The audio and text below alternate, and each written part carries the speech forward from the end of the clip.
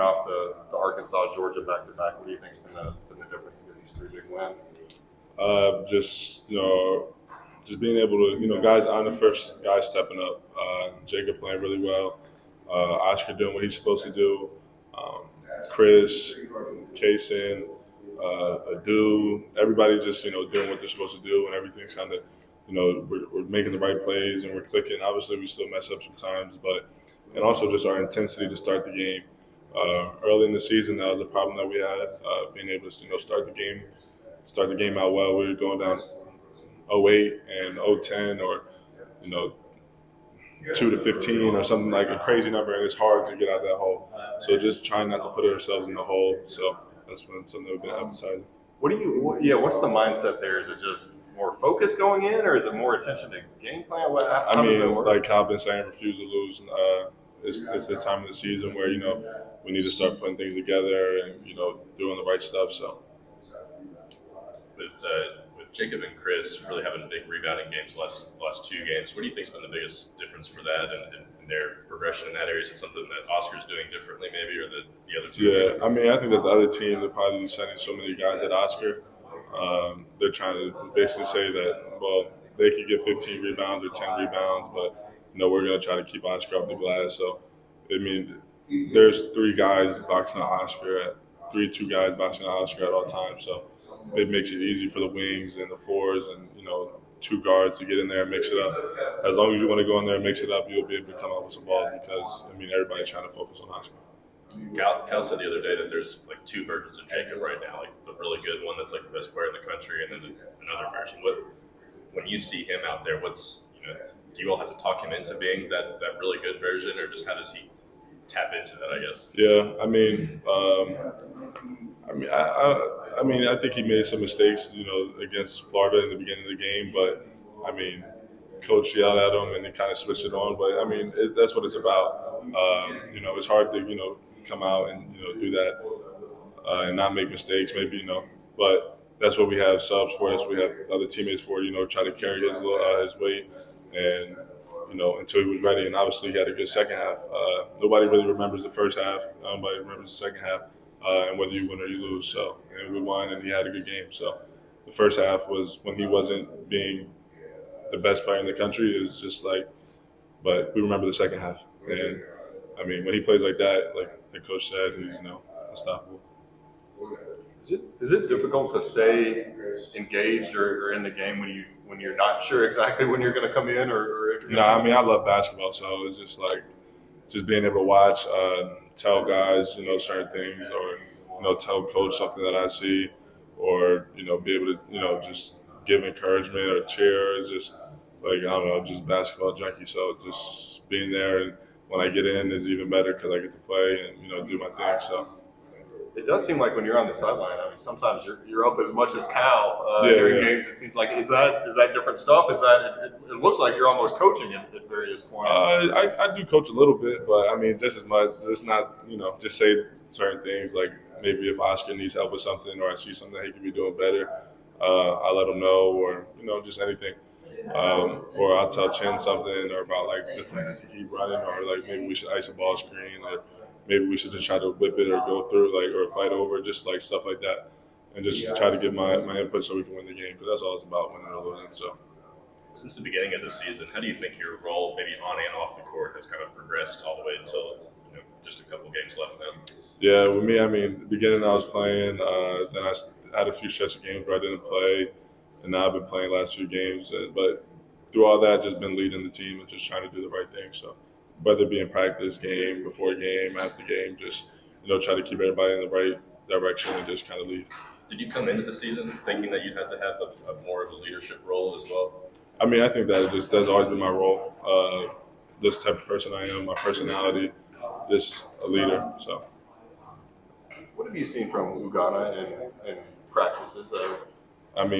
Same thing everybody sees, defensive shot blocking ability.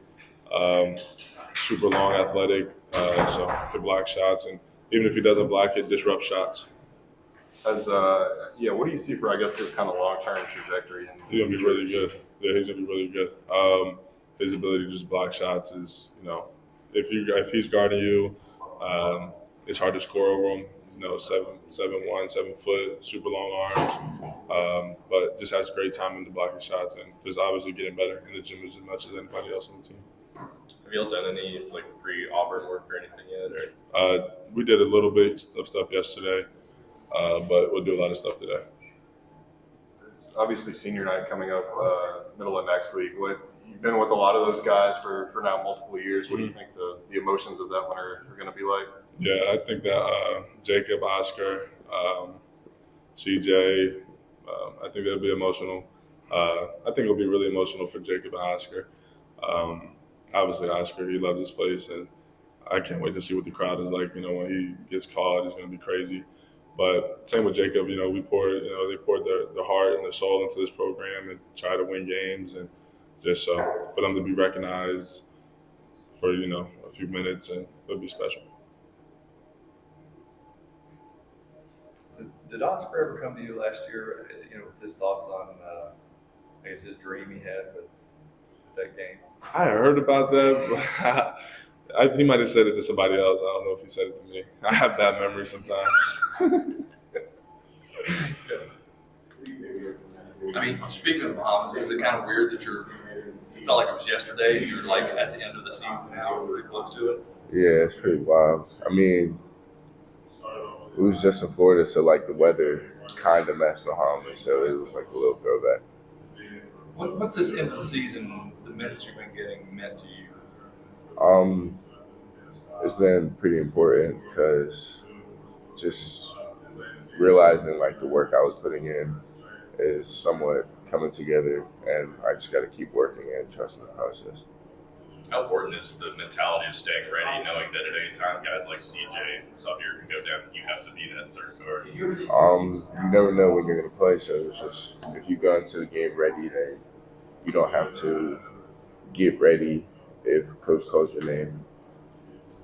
How difficult is that to kind of keep that mindset, not knowing when or if you're going to play?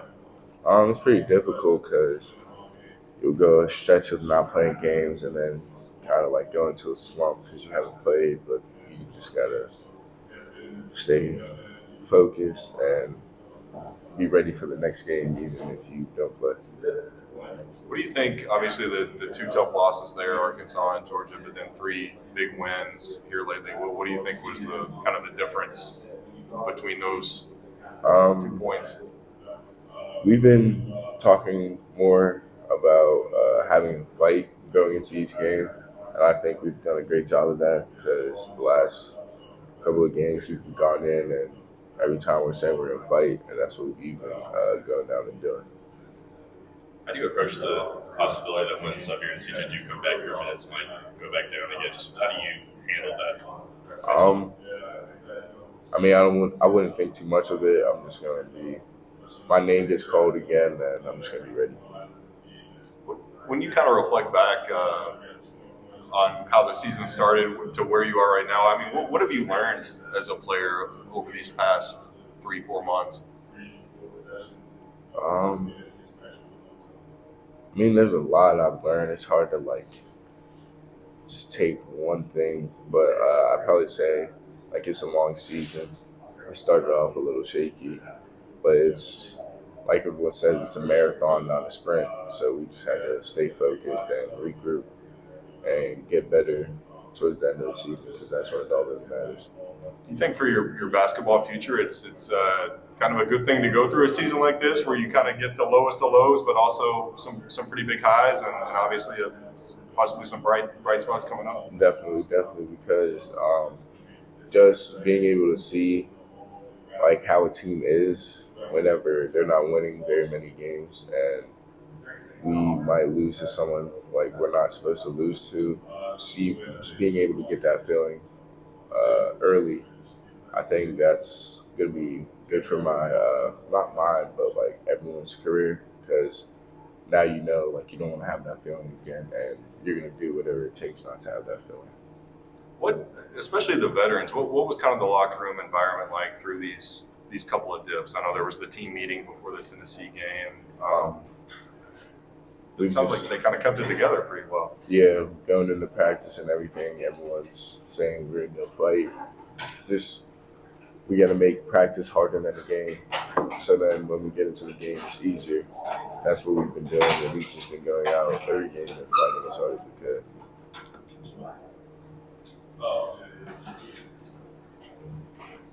Adou, is there anything about Auburn that specifically sticks out to you on film, what you've seen so far? I haven't really watched too much film on them yet. We've seen a couple of clips, but they're a pretty good team. So obviously we gotta go out and still play our game. But like we've been emphasizing the last couple of games, we're just gonna go out and fight.